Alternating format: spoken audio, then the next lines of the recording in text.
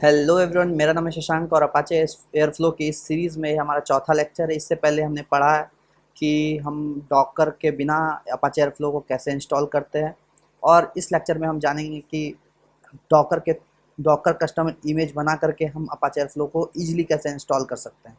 तो चलते हैं बिना टाइम वेस्ट किए अपने स्क्रीन की तरफ और देखते हैं कैसे इंस्टॉल किया जाए डॉकर को। तो हम चले आए हैं अपने वी एस कोड पे। मैंने ये कुछ कमांड लिख के रखा हुआ है पहले से ही, तो आप चाहो तो अपना इसका स्क्रीनशॉट ले लो। तो सबसे पहले मैंने ये एक फ़ोल्डर बना रखा है जिसके अंदर मैंने एक डॉकर फाइल लिख रखी है। तो डॉकर फाइल को मैं पहले बता देता हूँ। जैसे ही लास्ट टाइम, अगर मैं आपने पिछला वीडियो मेरा देखा होगा, तो जैसे मैंने बेस इमेज क्रिएट किया था, एक बेस इमेज डाउनलोड किया था डॉकर हब से, तो सेम वे में ये डॉकर फाइल मैंने लिखा। डॉकर फाइल लिखने के लिए आपको सबसे पहले डॉकर फाइल लिखना पड़ेगा। मतलब जैसे ही आप एक फ़ाइल क्रिएट करोगे तो DOCKER file without any extension, आपको डॉकर फाइल ऐसे लिखना होगा। तो मैंने लिख रखा हुआ है ऑलरेडी डॉकर फाइल। उसके बाद मेंटेनर मैंने दे दिया हुआ, अपना नाम दिया हुआ है, आप अपना नाम दे सकते हो जो भी चाहो। फिर मैंने एयरफ्लो के वर्जन को स्पेसिफाई किया, 2.5.1 वर्जन है। पाइथन के वर्जन को स्पेसिफाई किया 3.8। सेम वे में मैंने आर्ग्यूमेंट डाला हुआ अपाचे एयरफ्लो होम /opt/एयरफ्लो। मैंने एनवायरनमेंट सेट किया हुआ है जैसे लास्ट वीडियो में किया हुआ था। हाँ, ये सारी डिपेंडेंसीज मैंने चलाई हुई है, रन apt गेट, और ये पूरे डिपेंडेंसी मैंने इंस्टॉल जैसे की हुई थी लास्ट वीडियो में। wget के थ्रू जैसा ही कंस्ट्रेंट मैंने डाउनलोड किया हुआ था सारा। फिर पिप इंस्टॉल के थ्रू फिर मैंने अपाचे एयरफ्लो। सपोज़ आपको कोई डिपेंडेंसीज चाहिए, सपोज़ आपको डेटा को S3 टू स्नोफ्लेक पहुंचाना है या फिर लोकल टू S3 पहुंचाना है, डाउनलोड मतलब भेजना है, तो उसके लिए कुछ कुछ डिपेंडेंसीज चाहिए होती है एयरफ्लो। तो वो सारी डिपेंडेंसीज आप यहाँ पे लिख सकते हो। उसके बाद मैंने एक फ़ाइल मैंने क्रिएट किया है airflow_command.sh करके, उसको कॉपी किया हुआ है इस वाले फाइल के अंदर। उसके बाद मैंने ये रन किया हुआ है, एग्जीक्यूटेबल फाइल है ये। उसके बाद मैंने ऑनरशिप प्रोवाइड की हुई है इस यूज़र को, माई यूज़र। मेरा यहाँ पे माई यूज़र नेम दिया हुआ है, मैंने यूज़र सेट किया हुआ है। मैंने वर्क डायरेक्टरी मैंने बताई हुई है एयरफ्लो होम। यहाँ पे फिर mkdir dax करके एक मैंने फ़ोल्डर क्रिएट किया हुआ है, मैं बताऊँगा क्यों किया हुआ है। एक्सपोज किया मैंने ये पोर्ट को 8080 को। देन एंट्री पॉइंट मैंने ये /airflow commands.sh। तो हम चलते हैं एयरफ्लो commands.sh के अंदर, यानी अपने सेल फाइल के अंदर।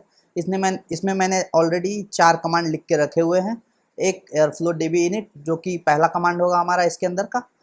इससे क्या होगा, डेटाबेस इनिशियलाइज हो जाएगा एयरफ्लो का। उसके बाद क्या है, शेड्यूलर मैंने रन करने के लिए कमांड लिखा हुआ है airflow scheduler.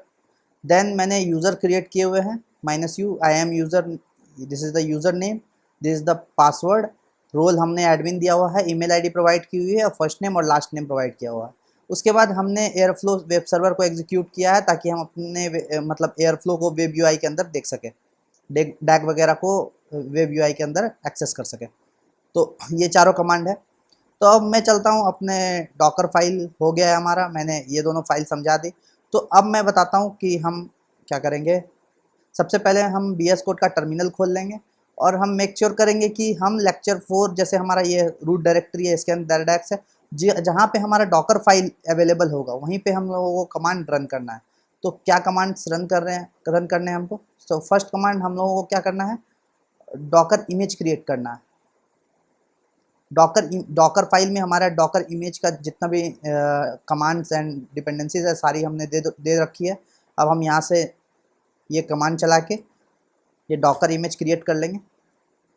It will take some time. जैसे ही ये डॉकर मतलब इमेज क्रिएट हो जाएगा, उसके उसके बाद हम लोग चेक करेंगे कि हमारा कंटेनर रन हो रहा है या नहीं हो रहा है। तो एक बार हमारा डॉकर,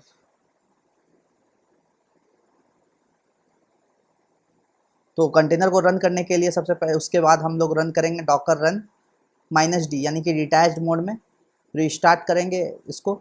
ऑलवेज -p यानी कि पोर्ट का मैपिंग करेंगे। उसके बाद हम लोग करेंगे वॉल्यूम का मैपिंग। मैं वॉल्यूम का मैपिंग क्यों कर रहा हूँ मैं आपको बताता हूँ कि जो भी फाइल हम इस डैक्स के अंदर डालेंगे, अभी मेरे पास कौन से दो, एक ये फाइल पड़ी हुई है S3 टू स्नोफ्लेक, मैंने पहले से बना रखी है एक, तो ये फाइल अगर मेरे डैक के अंदर पड़ी हुई है तो ये मेरे जहाँ पे मैंने एयरफ्लो को इंस्टॉल कर रखा है उसके डैक्स से मतलब ये मैप हो गया होगा, ये फाइल उसमें भी अवेलेबल हो जाएगा ऑटोमेटिक। मैं आपको दिखाऊंगा कैसे अवेलेबल हो जाएगा। इसलिए मैंने यहाँ डॉकर फाइल में जब मैंने आपको बताया था यहाँ पे भी मैंने एक MK डायरेक्टरी करके डैक्स फोल्डर एक क्रिएट कर लिया था उधर। तो एक बार ये डाउनलोड हो जाए सारे dependencies, so let's wait for. तो यहाँ पे आप देख सक रहे हो कि रन हो चुका है, मतलब सारा डिपेंडेंसी इंस्टॉल हो गया है। यहाँ पे मैंने एक बेवकूफ़ी वाली काम करी है, आप मत करना, क्योंकि मेरा ये प्रोजेक्ट एग्जिस्टिंग था तो मैंने बताने के लिए ही इसी में चला दिया इमेज को। लेकिन अगर आप न्यूली इंस्टॉल कर रहे हो तो ये सारा डिपेंडेंसीज़ को आप हटा देना, क्योंकि स्टार्ट में आपको ये सब की ज़रूरत नहीं पड़ेगी।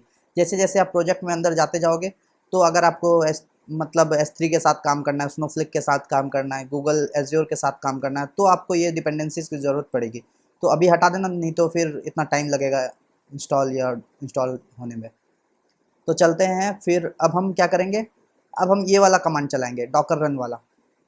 हम ऐसे ही देखो, सबसे पहले वॉल्यूम को मैपिंग करने के लिए यूज़र्स मेरा जो पाथ है ये है, तो मैंने इस तरह से पाथ दिया है, और ये वाला पाथ जो है आपका एयरफ्लो के अंदर का है, तो आप ऐसा ही प्रोवाइड करना। और ये हमारा इमेज नेम है बेसिकली, जो भी इमेज हमने यहाँ पे क्रिएट किया हुआ, तो इसको आप कॉपी कर लो, इस कमांड को पेस्ट कर देंगे हम।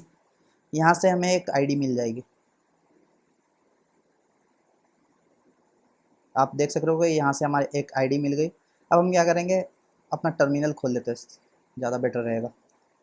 तो अब हम यहाँ पे चेक करेंगे डॉकर PS, यहाँ पे चेक करेंगे तो हमारा एक कंटेनर रन हो रहा है। आप ये देख सक रहे हो कि कंटेनर हमारा ये रन हो रहा है, तो कंटेनर रन हो रहा है। अब हम क्या करेंगे, एग्जीक्यूट करेंगे कमांड, मतलब उस कंटेनर आईडी को एग्जीक्यूट करते हैं, Docker execute minus iterative mode में। यहाँ से हम कंटेनर आईडी उठाएंगे, /bin/bash। अब हम क्या उस यूज़र के अंदर आ गए। आपको याद होगा तो हम लोगों ने एक माई यूज़र करके यूज़र क्रिएट किया हुआ था डॉकर फाइल के अंदर, आपको याद होगा, यहाँ पे माई यूज़र एक यूज़र ऐड किया हुआ था, तो उस यूज़र के अंदर हम ऑलरेडी आ चुके हैं। अब हम ls करेंगे तो देखेंगे कि हमारा एक डैक फोल्डर हमने क्रिएट किया था, डैक्स भी फोल्डर क्रिएट हो चुका है।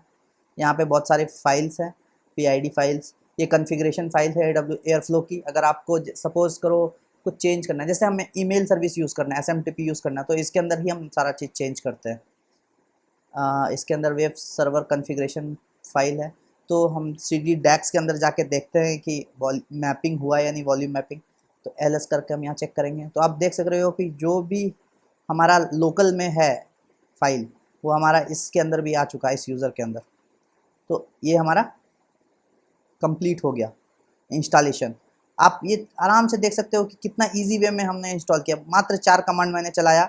ये डॉकर फाइल पहले से ही एग्जिस्टिंग क्रिएट था, इतना सारा कमांड एक के बाद एक नहीं चलाना। अब हम क्या करेंगे, एक बार जाएंगे और चेक करेंगे कि एक्सेस कर पा रहे हैं या नहीं कर पा रहे हैं। हाँ, एक्सेस कर पा रहे हैं। अब हम आई एम यूज़र, पासवर्ड भी वही था सेम मेरा, लॉगिन करेंगे। आप देख सकते हो कि हम एक्सेस कर पा रहे हैं। तो इस ट्यूटोरियल के लिए इतना ही। अब अगले ट्यूटोरियल में मैं बताऊंगा कि मैं कंप्लीट वॉक थ्रू करूंगा वेब यूआई का, इसमें कौन डैक क्या होता है, डेटा सेट्स क्या है, सिक्योरिटी के अंदर क्या क्या फंक्शन है, ब्राउज क्या है, एडमिन के अंदर क्या क्या है, ये मैं टोटल कंप्लीट यूआई का मतलब वॉक थ्रू करूंगा, और सब चीज़ एकदम डिटेल्ड वे में बताऊंगा आपको। Thank you, please like comment and subscribe.